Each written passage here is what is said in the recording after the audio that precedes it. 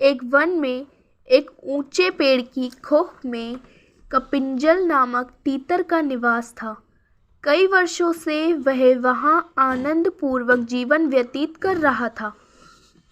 एक दिन भोजन की खोज में वह अपना खोह छोड़ निकला और हरे भरे खेत में पहुंच गया। वहां हरी भरी कोपलें देख उसका मन ललचा गया और उसने कुछ दिन उसी खेत में रहने का निर्णय किया। कोपलों से रोज अपना पेट भरने के पश्चात वह वहीं सोने लगा। कुछ ही दिनों में खेत की हरी भरी कोपलें खाकर कपिंजल मोटा ताज़ा हो गया। किंतु पराया स्थान पराया ही होता है। उसे अपने खोह की याद सताने लगी। वापसी का मन बनाकर वह अपने खोह की ओर चल पड़ा। खोह पहुंचकर उसने वहां एक खरगोश को बांस करते हुए पाया।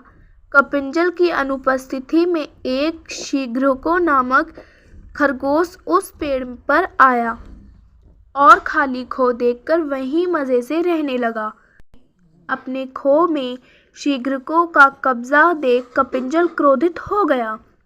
उसे भगाते हुए बोला, चोर, तुम मेरे खोह में क्या कर रहे हो? मैं कुछ दिन बाहर क्या गया, तुमने इसे अपना निवास बना लिया। अब मैं वापस आ गया हूँ, चलो भागो यहाँ से। किंतु शीघ्रको टस से मस नहीं हुआ और अकड़ कर बोला, तुम्हारा खोह कौन सा है? अब यहाँ मैं रहता हूँ, ये मेरा निवास है। इससे छोड़कर जाने के उपरांत तुम इस पर से अपना अधिकार खो चुके हो, इसलिए तुम यहाँ से भागो। कपिंजल ने कुछ देर विचार किया। उसे शीघ्रको से विवाद बढ़ाने में कोई औचित्य दिखाई नहीं पड़ा। वह बोला, हमें इस विवाद के निराकरण के लिए किसी मध्यस्थ के पास चलना चाहिए, अन्यथा यह बिना परिणाम के बढ़ता ही चला जाएगा।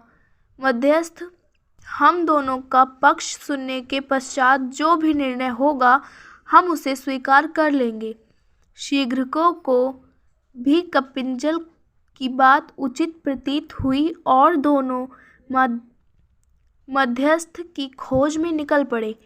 जब कपिंजल और शीघ्रको में मध्य ये वार्तालाप चल रहा था, ठीक उसी समय एक जंगली बिल्ली वहां से गुजर रही थी। उसने दोनों की बातें सुन ली और सोचा, क्यों न स्थिति का लाभ उठाते हुए मैं इन दोनों की मध्यस्थ बन जाऊं।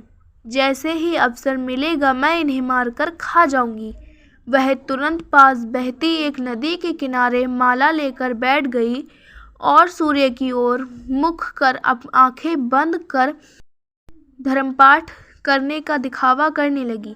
कपिंजल और शीघ्रको मध्यस्थ की खोज करते हुए नदी किनारे पहुंचे।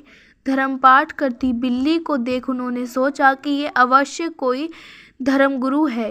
न्याय के लिए उन्हें उससे परामर्श लेना उचित प्रतीत हुआ। वे कुछ दूरी पर खड़े हो गए और बिल्ली को अपनी समस्या बताकर अनुनय करने लगे। गुरुवर, कृपया हमारे विवाद का निपटारा कर दीजिए। हमें विश्वास है कि आप जैसे धर्मगुरु का निर्णय धर्म के पक्ष में ही होगा, इसलिए आपका निर्णय हर स्थिति में हमें स्वीकार है। हम में से जिसका भी पक्ष धर्म विरुद्ध हुआ वो आपका आहार बनने के लिए तैयार रहेगा। अनुनय सुन धर्मगुरु अपनी पाखंडी बिल्ली ने आंखें खोल लीं और बोली, राम राम, कैसी बातें कर रहे हो?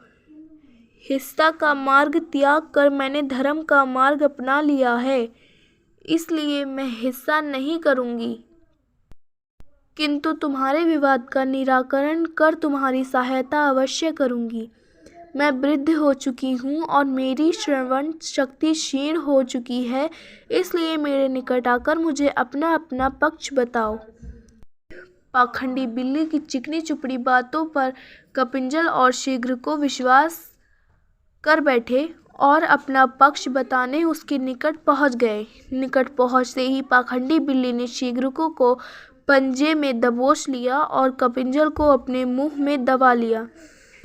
कुछ ही देर में दोनों को सफाचट कर पाखंडी बिल्ली वहां से चलती बनी।